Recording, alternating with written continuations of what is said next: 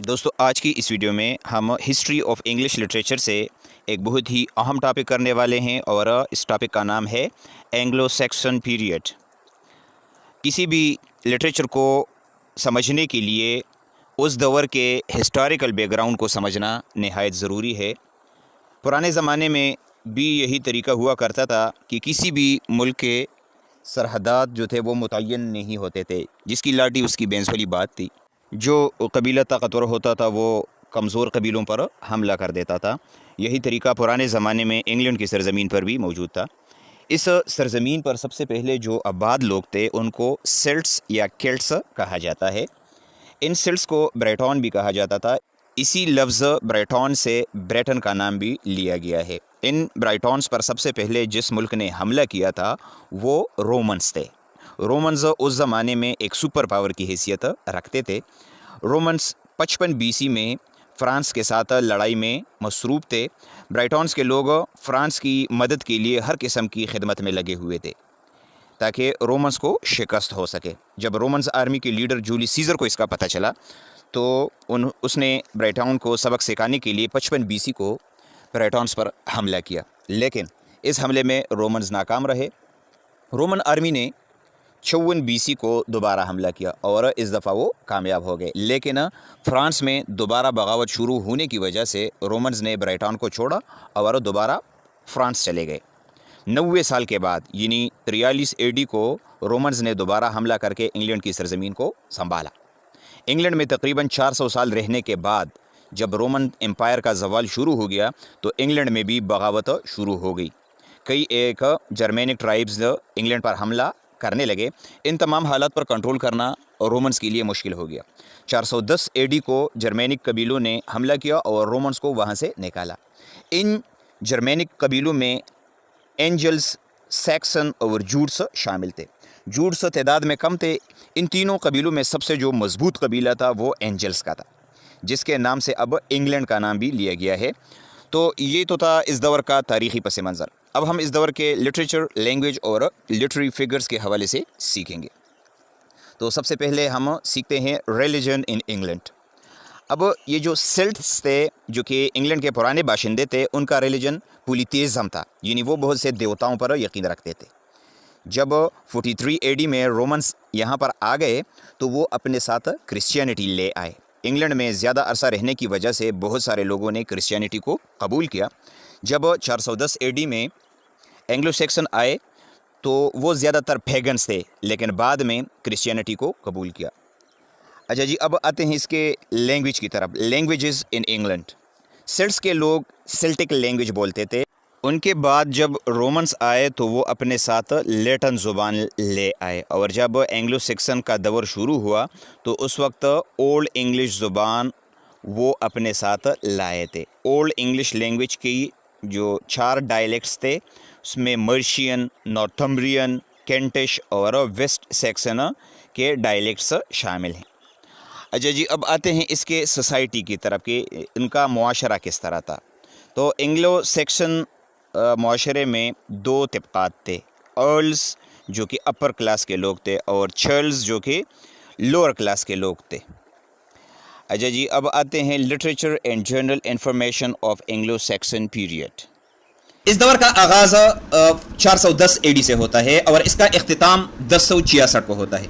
यहाँ पर एक बात आपने याद रखनी है कि किसी भी इंग्लिश पीरियड का टाइम लाइन एक ख़ास वाक़े की वजह से है, यानी हमारे पास कोई हार्ड लाइन्स नहीं है कि हम ये कह सकें कि ये पीरियड इस वक्त से इस वक्त तक है। असल में जब भी तारीख़ में कोई हमला हुआ है या कोई ग्रेट ऑथर पैदा हुआ हो या मर गया हो या कोई बादशाह बना हो या किसी की बादशाहत ख़त्म हो गई हो तो उसी वाक़े को हम किसी पीरियड से जोड़ लेते हैं। तो हमने इस चक्कर में नहीं पढ़ना कि ये 410 है, क्योंकि किसी बहुत सारे बुक्स में ये 449 भी है, 450 भी है, लेकिन एक ख़ास वाक़े के साथ मेरे ख्याल में अगर हम इसको जोड़ लें तो ये अच्छा रहेगा। चूँकि 410 AD को जर्मेनिक ट्राइब्स ने हमला किया था इंग्लैंड पर, इसीलिए मेरे ख्याल में इस दौर का आगाज़ 410 से होता है। 1066 AD को एंग्लो नॉर्मन ने एंग्लो सैक्सन के बादशाह हेरोल्ड को शिकस्त दी थी, इसी वजह से इस एज का इख्तिताम 1066 को होता है। 410 से 1066 तक का जो दौर है ये 6 सदियों पर मुहित है। अच्छा, literature and literary figures of Anglo Saxon period. Anglo Saxon से पहले केल्ट्स अदब सिर्फ जुबानी तौर पर मौजूद था, यानी उसको हम ऑरल लिटरेचर कहते थे। Each and everything was available only hourly, वो रिटन हालत में नहीं था। जो लिटरेचर था रिटन हालत में नहीं था। एंग्लो सेक्शन अदब ज़्यादातर मजहब और हीरो वार्शिक के हवाले से था। अच्छा, इसमें तो बहुत सारे पोइट्स के नाम मौजूद भी नहीं है, लेकिन पोइट्स के हवाले से पढ़ते हैं। पोइट्स ऑफ द एज, जो नज़म इस तरह है कि बगैर पोइट के है, पहले उनको पढ़ते हैं। इस दौर में जो नज़म लिखी गई हैं ज़्यादातर पोइम्स के पोइट्स नामालूम है। सबसे ज़्यादा मशहूर पोइम जो है उसका नाम है बेवल्फ। इस नज़म का पोइट नामालूम है। इस नज़म में 3182 इलिटरेटिव लाइन्स है। ये नज़म एक ग्रेट वॉरियर बेवल्फ के बारे में है जिसका ताल्लुक गीट्स कबीले से था। इस नज़म में जो कहानी है उसकी मुख्तसर वजाहत करना ज़रूरी है। एंग्लो सेक्सन दौर में डेन्स नामी कबीले का बादशाह था जिसका नाम हरोदगर था। हरोदगर गाने बजाने का शौकीन था, इसलिए उन्होंने गाने बजाने के लिए एक बड़ा हाल बनाया था। उस हाल का नाम ह्यूरट था। गाने बजाने को एक मॉन्स्टर पसंद नहीं करता था, उस मॉन्स्टर का नाम था ग्रेंडल। लिहाजा वो इस हाल पर हमले करता है और हर साल बहुत सारे लोग इसमें मरते हैं। कहा जाता है कि ये हमले तकरीबन 12 साल तक होते रहे। आखिरकार हरोदगार बादशाह मदद के लिए गीट्स नामी कबीले से बेवुल्फ नामी हीरो को बुला लेता है। उस वक्त गीट्स पर हिगलेक नामी बंदा हुकूमत करता था जिसको बेवुल्फ का चच्चा था। बेवुल्फ अपने 14 साथियों के साथ चला जाता है और ग्रिंडल को मार देता है। ग्रिंडल की माँ को भी बेवुल्फ ही मार देता है। बेवुल्फ अपने कबीले को जब वापस आ जाता है तो उनको पता चल जाता है कि उनका चचा मर गया है। लोग बेवुल्फ को बादशाह बना लेते हैं। बेवुल्फ 50 साल तक उसी जगह पर हुकूमत करता है गीट्स कबीले पर और आखिरकार फायर ड्रैगन नामी मास्टर के साथ लड़ता है। फायर ड्रैगन जो मास्टर है उसको वो मार देता है, लेकिन वो जख्मी हो जाता है खुद और बाद में कुछ दिनों बाद वो मर जाता है। बेवुल्फ पोएम एक एपिक पोएम है, ये बात आपने याद रखनी है। अच्छा, बेवुल्फ के अलावा विट्सेथ एक पोएम है जिसका शायर नामालूम है। विट्सेथ पोएम में शायर खुशी खुशी एक जगह से दूसरी जगह जाता है, गाना गाता है और उस गाना गाने के बदले में उसको कुछ न कुछ पैसे मिलते हैं। इस तरीके से डेवर्स लेमेंट एक पोएम है जिसका पोएट नामालूम है। इस नज़म में शायर अफसरदा हालत में दिखाई देता है। एक और पोएम है जिसका नाम द सीफेरर है, इसका पोएट भी नामालूम है। इस नज़म के 2 हिस्से हैं। पहला हिस्सा समंदरी ज़िंदगी की तकालीफ और दूसरा हिस्सा इस ज़िंदगी की तकालीफ के बारे में है। इसके अलावा 50 लाइन्स पर मुश्तमिल एक और पोएम है जिसका पोएट भी नामालूम है। उस नज़म का नाम है द फाइट एट फिन्सबर्ग। इस तरह विल्डेर भी एक पोएम है जिसका पोएट नामालूम है। ये वो सारे पोएम्स थे जिनके पोएट्स नामालूम थे। अब आते हैं पोएट्स की तरफ। तो सबसे पहले जो पोएट है कैडमन, उसका नाम है। The first known poet is Caedmon, यानी हमारे पास कैडमन 7वीं सदी ईस्वी में वो पैदा हुआ था। ये एक वेल नोन शायर है। वो एक मजहबी शायर थे और उसको एंग्लो सेक्सन पीरियड का मिल्टन भी कहा जाता था। कैडमन की एक मशहूर नज़म का नाम है पैराफ्रेज, ये एक मजहबी नज़म है। इसके बाद सेनवल्फ, या कोई उसको कैनवल भी बोलता है। सेनवल्फ का ताल्लुक 8th सदी ईस्वी से था। ये भी एक मजहबी आदमी था। सेनवल्फ के नज़मों के नाम ये है the Christ, Juliana, the fate of the apostles और इलीन। द क्राइस्ट एक नसीहत आमोज यानी डायडेक्टिक नज़म है।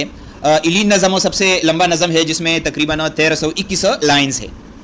अच्छा, इनके अलावा हमारे पास एक पर्सनालिटी है, उसका नाम है बीड। बीड बुनियादी तौर पर एक हिस्टोरियन थे। उनको father of English learning and history भी कहा जाता है। बीड ने 50 से ज़्यादा किताबें लिखी हैं। उनमें से सबसे मशहूर का नाम है एक्सिलियास्टिकल हिस्ट्री ऑफ इंग्लिश पीपल। इसके बाद बीड के बाद हमारे पास है किंग एल्फ्रेड। एल्फ्रेड 848 ईस्वी में पैदा हुए और 901 में वो वफात पा गए। किंग एल्फ्रेड को ट्रांसलेटर के नाम से याद किया जाता है। एल्फ्रेड ने तकरीबन 4 किताबों के तर्जुमे किए हैं जिसमें Orosius universal history and geography, Pope Gregory shepherd's book, Boethius consolation of philosophy, Bede's history, ये शामिल हैं। किंग एल्फ्रेड को फादर ऑफ इंग्लिश प्रोज भी कहा जाता है। एल्फ्रेड 871 ईस्वी को बादशाह बना था। किंग एल्फ्रेड ने ये तर्जुमे वेस्ट सेक्सन डायलेक्ट में किए लैटन से, यानी ये सारी किताबें जो थी ये लैटन में थी और इसको किंग एल्फ्रेड ने वेस्ट सेक्सन डायलेक्ट में ट्रांसलेट किए हैं। ان کے بعد ایک اور پروز رائٹر ہے, اس کا نام ہے ایلفرک. ایلفرک 955 کو پیدا ہوئے اور 1025 کو وفات پا گئے. یہ ایک پروز رائٹر تھے, یہ بھی مذہبی ذہنیت کے مالک تھے. انہوں نے کیتھولک ہومیلیز لکھی, ان کو گرامیٹکس بھی کہا جاتا ہے. ایک اور ورک ہے اس کا لائیوز آف دا سینٹ, اس کو بھی ایلفرک نے لکھا ہے. اچھا, ان کے سب کے بعد جو ایکسٹرا انفارمیشن ہے وہ یہ ہے کہ وائکنگ ریڈز کے بارے میں ہمیں پتہ ہونا چاہیے. اینگلو سیکسن پر سب سے پہلا حملہ 787 AD کو ہوا وائکنگز کی طرف سے. وائکنگز کون تھے؟ یہ اصل میں کافر تھے, اور اینگلو سیکسن چونکہ کرسچین تھے, منسٹریز میں موجود سونے چاندی اور مال دولت پر بھی وائکنگ نے حملے کیے. ایک جنگ ہوا ہے اس دور میں, اس کا نام ہے بیٹل آف میلڈن. یہ جنگ 11 اگست 991 کو لڑی گئی. اس جنگ میں وائکنگ ریڈرز یعنی حملہ آوروں نے اینگلو سیکسن کو شکست دی. اینگلو سیکسن دور کا مکمل خاتمہ 1066 میں ہوا جب اینگلو نارمن نے حملہ کیا.